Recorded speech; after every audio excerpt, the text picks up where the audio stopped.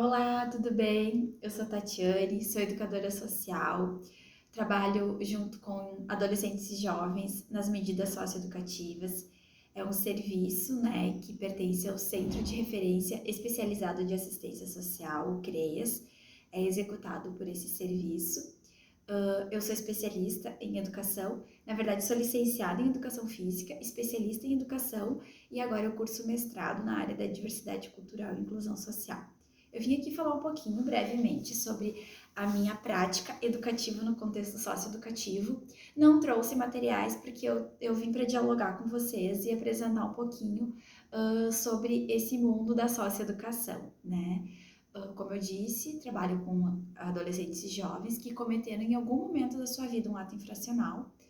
Esse ato é julgado, pela justiça, em audiência com o juiz, e esse juiz determina o tempo e a medida que esse jovem deve cumprir.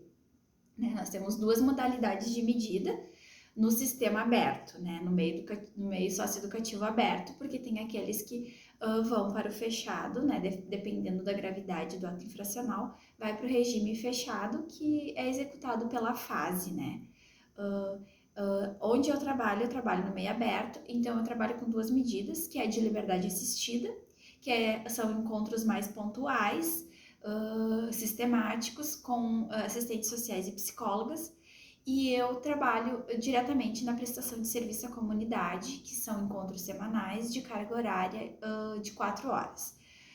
O juiz determina o tempo dessa medida, se ela vai ser por 2 meses, 1 mês, 4 meses, 5 meses. Não pode ultrapassar esse período de 6 meses. Então, o adolescente vem até nós, na prestação de serviço, e com a decisão do juiz para se apresentar e iniciar esse trabalho. Os jovens que chegam até nós são jovens que, em sua maioria, tiveram relacionamento com o tráfico. O ato infracional foi relacionado ao tráfico, né? E são jovens que, se nos procuram, é porque eles querem se responsabilizar. Esse é um dos objetivos das medidas socioeducativas, a responsabilização do adolescente frente ao ato e frente à justiça. E a outra dimensão das medidas socioeducativas é o caráter restaurativo, educativo. A primeira coisa que a gente precisa entender é que medida socioeducativa não é punição, ela não tem um caráter punitivo. Então, o jovem ele não vai poder ser submetido a nenhuma atividade vexatória que o constranja, que deixe ele desconfortável diante daquela situação. Ele se responsabiliza, sim, mas tem que ser uma responsabilização consciente, educativa. E aí que entra o meu trabalho, e aí que entra a minha função, fazer com que esse jovem reflita sobre esse ato infracional, Eu não estou ali para julgar o ato, quem faz isso é a justiça, eu estou ali para proporcionar e instigar momentos para que esse jovem reflita sobre a circunstância que levou ele a cometer esse ato, E mostrar outras possibilidades para além do ato, Existem outras possibilidades além do tráfico.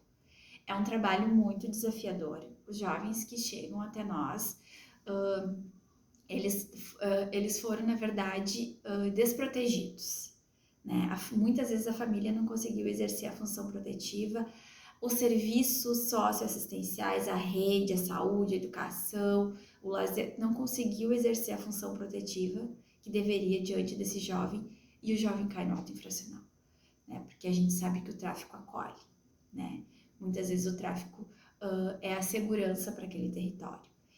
E muitos deles caem no mundo do tráfico, assim, também por uma questão de pertencimento, porque eles relatam que na escola, enfim, nos espaços sociais por onde andavam, sofriam situações constrangedoras por não ter o tênis, da hora, por não ter uma roupa de marca, e não tinham condições financeiras para ter isso. E a gente sabe que o tráfico fornece isso, Então, muitos caem no tráfico em função disso, Também para ter uma emancipação financeira, e muitos deles para ajudar a família, Eles caem nisso, o discurso de ajudar a minha mãe, ajudar a minha mãe, ajudar a minha mãe é recorrente.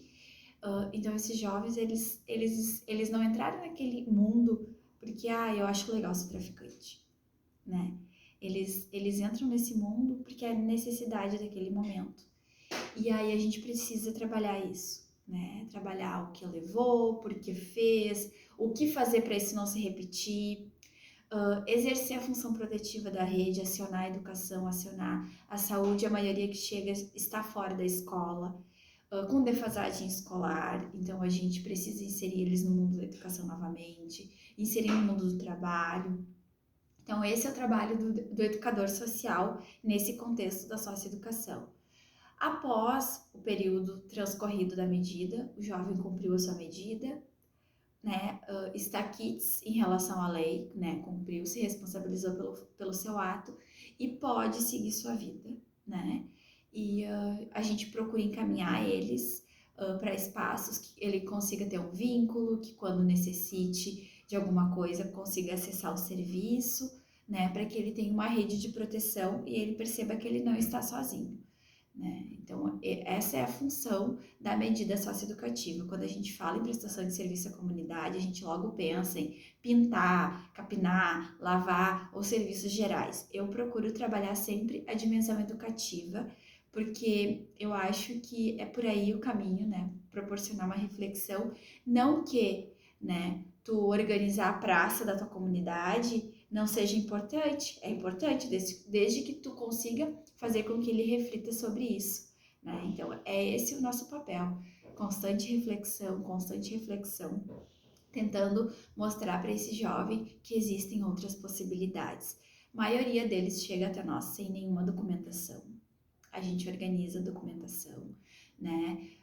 Insere esses jovens na escola, desde que seja da sua vontade também, porque a medida socioeducativa ela não pode impor nada ao jovem, né? A gente tem que olhar para ele, pensar nas suas habilidades, nas suas preferências e a partir disso trabalhar, né?